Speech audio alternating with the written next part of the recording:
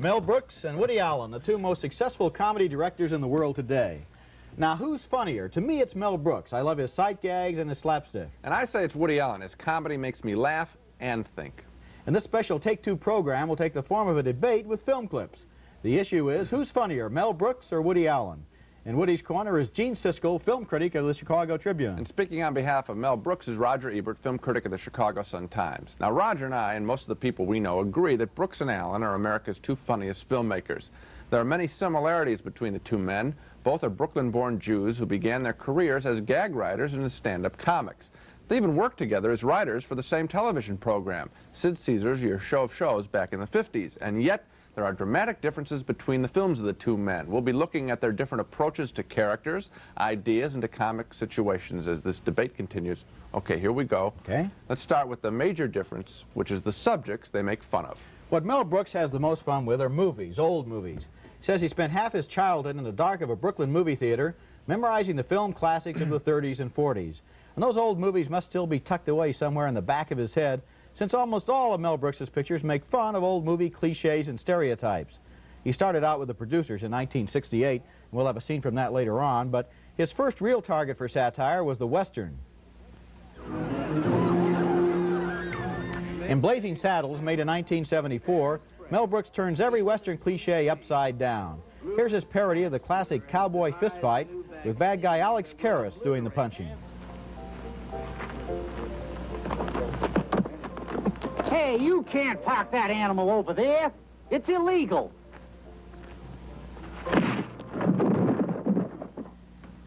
Young Frankenstein was a takeoff on the classic 1935 horror film, The Bride of Frankenstein. All the Frankenstein pictures had tricked bookcases, and Mel's is no exception. There's always a device. If I can just spot the triggering mechanism. Hello?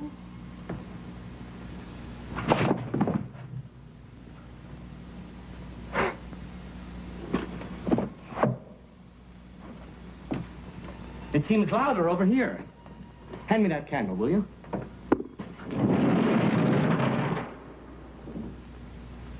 Put the candle back.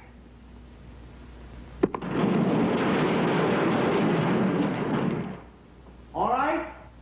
I think I have it figured out now. Take out the candle, and I'll block the bookcase with my body.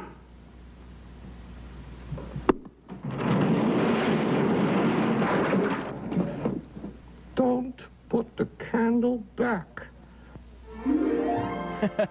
Next, Brooks poked fun at glamorous movie stars in Silent Movie. And he did a hilarious version of that old movie standby, the bathtub scene. This time it's a shower at Burt Reynolds' house.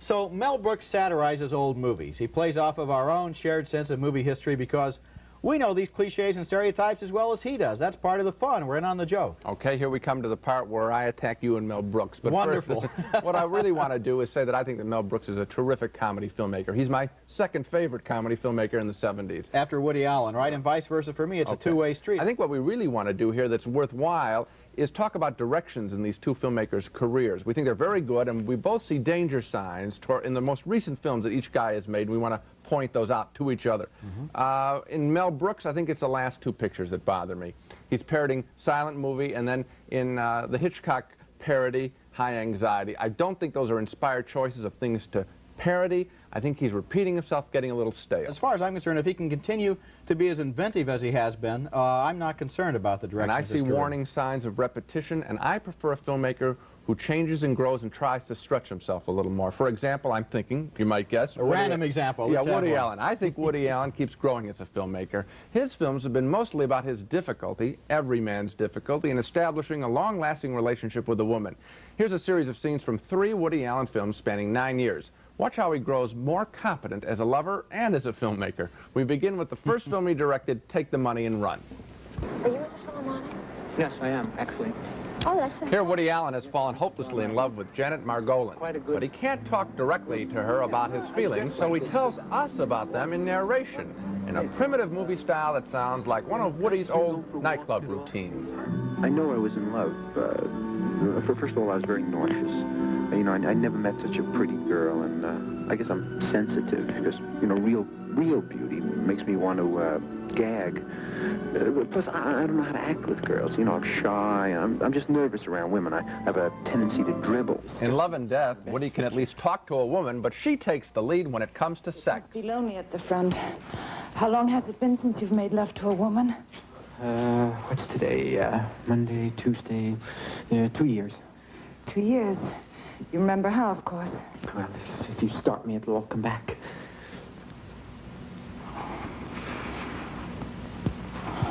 Remember that? Yes, that was just like kissing, right? Love and Death is a costume drama, a more polished film than the last one. And even though Woody still acts like a sexual bumbler here, he's beginning to have his potent moments. You're the greatest lover I've ever had. Well, I practice a lot when I'm alone. I'm not going to let In 1977, Allen is able to deal with women confidently. Yeah. Here he is on his first date with Diane Keaton and Annie Hall. Listen to how he takes charge. Hey, listen. Give me a kiss. Really? Yeah, why not? Because we're just going to go home later, right? And there's going to be all that tension, you know, we never kissed before, and I'll never know when to make the right move or anything. So we'll kiss now, we'll get it over with, and then we'll go eat, okay? Oh. We'll digest our food better. Okay. Annie Hall shows us Woody Allen at the top of his game. It's a warm, human comedy, rich with laughs and ideas. Maybe that's why it was the first comedy in 38 years to win the Academy Award as Best Picture. It's a most inventive piece of filmmaking. Okay, so fine. When it won the Oscar, I was happy because I think Annie Hall is a very good picture, too. I loved it. I'm not so sure I'm crazy about his next two films. Interiors, which was deliberately a very serious drama, but then Manhattan, where you see, once again, this creeping seriousness, this feeling that Woody Allen is beginning to take the issues that he raises quite seriously in terms of human relationships, what he stands for, what he thinks about women, and so forth. That's okay. Maybe it's great in the work of another director, but dare I say there's such a thing as growing too much, growing beyond comedy? I mean, you look at the two great American comic directors, Keaton and Chaplin. Now, Keaton basically remained himself, and he tried to perfect that persona, perfect the kind of movie that he wanted to make, and make it better and better. Chaplin got creeping seriousness. It's almost a disease. In a movie like The Great Dictator, he ends it with a long speech about the state of affairs in the world and so forth that's just deadly dull. I think that Manhattan is a fine film. It's an attempt, certainly by Allen, to perfect his art in his mind, and he's tackling it on a little harder edge. He doesn't want to make Annie Hall Part 2. He's also dealing with Diane Keaton, who's an actress who doesn't want to repeat herself. You know, these aren't shoddy filmmakers here. Your issue is right, Roger. I just think that you might be flagging Woody Allen a little too early. Maybe what I'm trying to say is I'm trying to put up a defense of pure comedy. It's good enough in and of itself. A director like Allen doesn't have to do anything else or get more and more serious in order to justify his existence in my book. And what I've done is I've taken some scenes from Woody Allen films. First of all, some scenes that illustrate things that I really like in Woody Allen, and then later on some stuff from Manhattan indicating things I'm not so crazy about. And I'm going to start with the good stuff. One good thing about Woody Allen is that he has developed this great all-purpose comic persona, this character like Charlie Chaplin or Buster Keaton did. He's basically the skinny, insecure intellectual with the horn-rimmed glasses. He has a tendency to get goofy whenever he's around a pretty girl. Now, you say the Allen character is more secure around women in his later films, but I think the Allen character will probably always be a lot like he is in this scene from Annie Hall. Here he is, it's 3 o'clock in the morning, there's a spider in his former girlfriend's bathroom, and here comes Woody to the rescue. What, did you go to a rock concert? Yeah. Oh, you really? Really? How'd you like it? Was it, I mean, was it heavy? Did it achieve total heaviosity, or was it... It was just great. Oh, I got a wonderful idea. Why don't you get the guy that took you to the rock concert, we'll call him, and he can come over and kill the spider. You know, I called you. You want to help me or not, huh? What is this? Since when do you read the National Review? What are you turning into? Well, I like to try to get all points of view. Well, wonderful. Then why don't you get William F. Buckley to kill the spider? Alvy, you're a little hostile. You know that? Not only that, you look thin and tired. Well, it's 3 o'clock in the morning. You got me out of bed. I ran over here. I couldn't get a taxi cab. You said it was an emergency. I ran up the stairs. But I was a lot more attractive when the evening began. Are you going with a right-wing rock and roll star? Would you like Is a it glass possible? of chocolate milk? Hey, what am I, your son? What do you mean? I came over for a...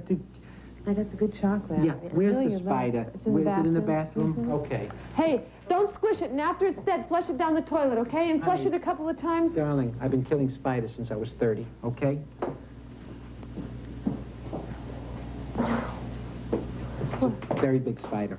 Yeah? A lot of trouble. There's 2 of them. 2? Yep, I didn't think it was that big, but it's a major spider. You got a broom or something with a, a snow it's shovel at your maybe or house. I something? think I left it there. I'm sorry. Let me have this. Oh, what are you doing? What are you doing? Honey, there's a spider in your bathroom the size of a Buick. Oh, okay. There he is, Woody Allen, the basic Woody Allen character, courageously able to face any situation and be defeated by it.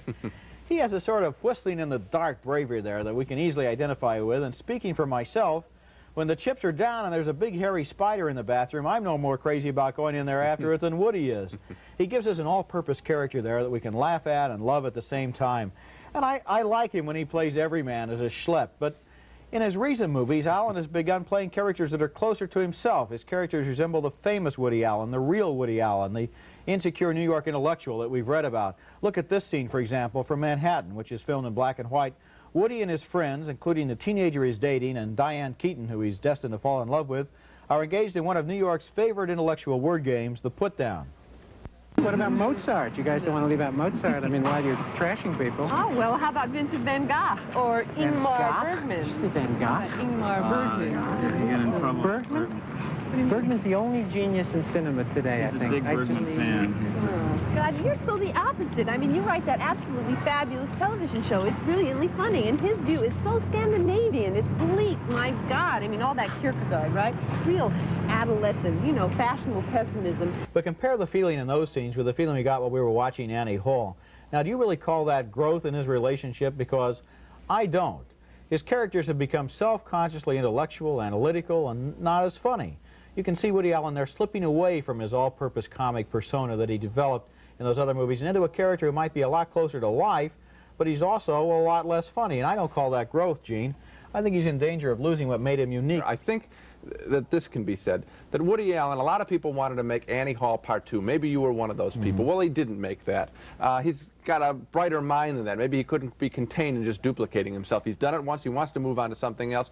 Diane Keaton is an actress, too. She's a powerhouse. She doesn't want to just play Annie Hall again. I think that they joked about these same issues once. They want to put a little harder edge on it. And I laughed with the Van Gogh line. No, I didn't want Annie Hall Part 2. I'm just concerned about Manhattan being, in addition to the things that they're taking as, that they were joking about before and they're being a little more serious now, I think they're being really more serious now, and I'm not sure that Manhattan or a Woody Allen picture is the right vehicle for that at all. Well, all right, listen, I have some objections to what's going on in Mel Brooks's career. All right. My favorite of all of his films is The 12 Chairs, which was his second film made right after The Producers and before Blazing Saddles. I like those films, too. But The 12 Chairs is wonderful. It's set in Russia during the Revolution. A couple of peasants, Ron Moody and Frank Langella, are searching for a fortune in jewels hidden in the seat of one of a set of 12 matching chairs. They track down 11 of the chairs at the Moscow Museum of Furniture. The chairs are not here. Look, see that cabinet, Empire, and those writing tables, Louis XV. We're on the wrong floor. I know we're on the wrong floor. Take it easy. Take it easy. And what if they're not here at all? How would we ever find them? Where would we look? Who would we ask? They're lost, I tell you, lost. I never should. My chairs. My chairs. That's my furniture. I wonder which one it is. Don't you worry about it. We will know soon enough. We will get the chairs at closing time. Closing time. Closing time, closing time, closing time, closing time, closing time. What shall we do? Wait until these people go by, and then you follow me.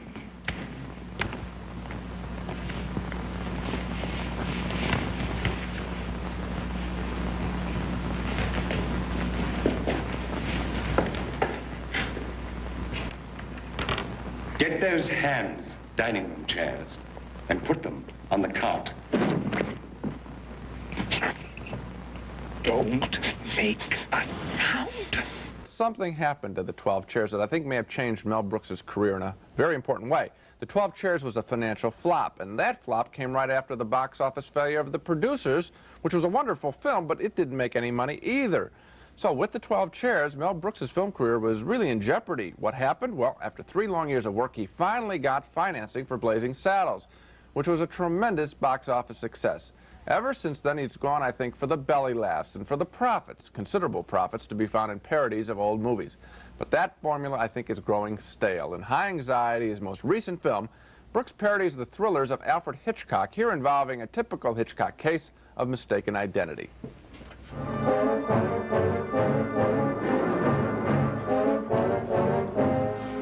Dr. Thorndike? Yes? Here's a little present for you.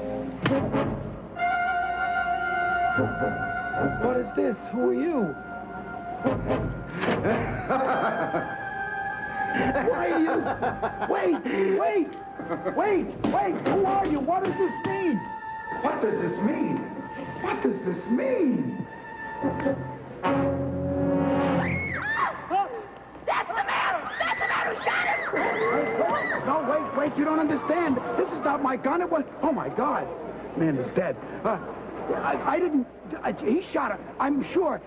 He took off a mask. He took off my face. This was given to me by somebody who looked just like me. Why did you do it? Why did you do it? That's not very scary, and I don't think very funny. You have to be a film student to know that Brooks is parodying the Hitchcock films where people like Cary Grant and Ingrid Bergman have been wrongly accused of a crime and then spend the whole movie trying to prove themselves innocent. Even if you do know that, I think the film is sort of a lame joke. So, I think Mel Brooks has abandoned warm human comedies for formula parodies made especially for film freaks. It's a formula I think that's wearing out, and that's one reason I prefer the direction that Woody Allen's career has taken him. Well, I agree with your criticism of High Anxiety. I think you do have to know the Hitchcock films in order to get the joke, and even then I'm not sure it's that funny because Hitchcock was there first with the joke. It's much easier in a parody to attack something that's very stuffy and takes itself very seriously. Like the Western, maybe? Like the Western, or in many cases the monster movie. But in the case of Hitchcock, he knows the joke already. He kids himself, and so it's very hard to outflank him. Okay. But as far as his other films are concerned, first of all, I'm not sure that the early Brooks films were that warm and human, even though you seem to think so. I think The Producers was kind of cold and cynical, and all the funnier for that. And in terms of the parodies of the movie genres, I think what Mel Brooks wants when he walks past a theater that has one of his movies playing into it is the sound of laughter coming from inside. Of course. That's what I want when I go to a Brooks movie, is to laugh. I think I can defend his career on that basis, that he wants to amuse me. That's enough. I'm satisfied. Well, Roger, I'm not saying that laughter isn't what I want, or I think that laughter is trivial. I want to laugh, too. One of the things that gets in the way of Mel Brooks making me laugh, I must tell you, is him now wanting to have himself star as the center stage character in his own films, like we just saw in High Anxiety. For me, that doesn't work. I prefer, as a leading man in the picture, a little bit of a more innocent actor like Dom DeLuise, who's been in Brooks's pictures, or Gene Wilder. I think they're better film actors, and I think that Brooks is better as just a supporting player who comes on and makes a real wild statement for one. But you know what I'm saying? Well, now I think you're shifting the area of the attack a little bit. But I defend Brooks as a film actor. I think he was fine in Silent Movie. He was fine for what he needed to do in High Anxiety. So I reject that attack, and I also defend him as a treasure for his ability, which is very rare, to make me laugh. And I think that's enough. Brooks does make me laugh, and that is such a rare ability that it's plenty for me. Here's a scene from Brooks's first film, which I want to show you, The Producers, made in 1968. This remains, for me, one of the single funniest and most memorable scenes that Mel Brooks or Woody Allen or anybody else has ever done. It stars Zero Mostel as a crooked Broadway producer who's just cooked up a scheme to make a lot of money by defrauding the investors in a show he plans to produce. And Gene Wilder is the nervous, certified public accountant who's supposed to juggle the books. Now, Mostel tries to convince Wilder they'll make millions, enough to fly off to Rio. Rio by the sea, oh mio, oh my. You're holding me too tight. Rio by the sea, oh me. I'm an honest man. You don't understand. No, Bloom, you don't understand. This is fate. This is destiny. This is kismet. There's no avoiding it. Mr. Bialik's talking not more than 5 minutes ago. I doctored your books. That, sir, is the ultimate extent of my criminal life. Wow! I want that money! Please don't jump on me. I'm not gonna jump it! I'm not gonna! Will you get a hold of yourself? Don't touch me! Don't touch me! Oh, my God, no.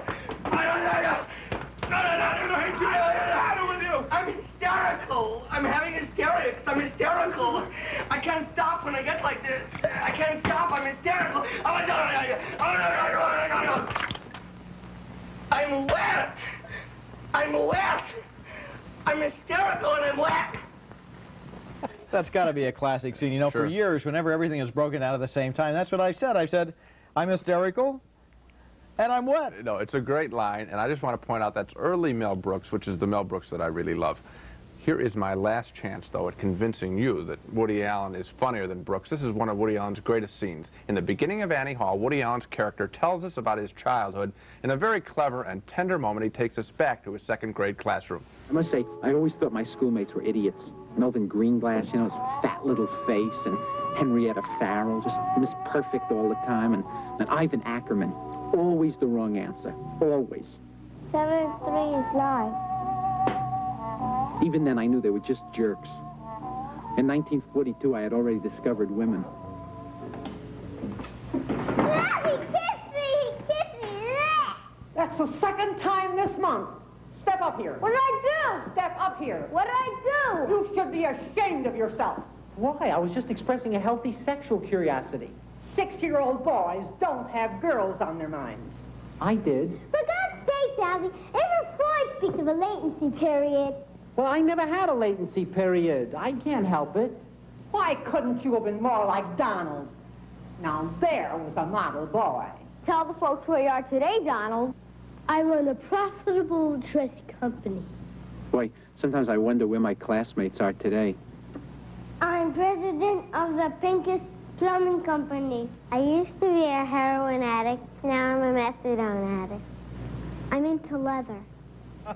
Those kids are priceless. It's a very, very creative scene. It's wise and a little bit sad, too, to see a bunch of kids and find out what's happened to them. If Woody Allen hadn't taken risks like he's been doing, he would never have made Annie Hall. That's an inventive piece of filmmaking. He should keep taking big risks. You know, one thing, in the 20s we had Chaplin and Keaton, in the 40s we had McCary and Preston Sturges, and now we have Woody Allen and Mel Brooks. I think we're lucky to have these two guys to talk about at the same time. I'm looking forward to their next films. And so much for Mel Brooks and Woody Allen. We agree on one thing, they're the two funniest filmmakers working today. And that's it for this show. Join us next week for sneak previews, and until then, we'll see you at the movies.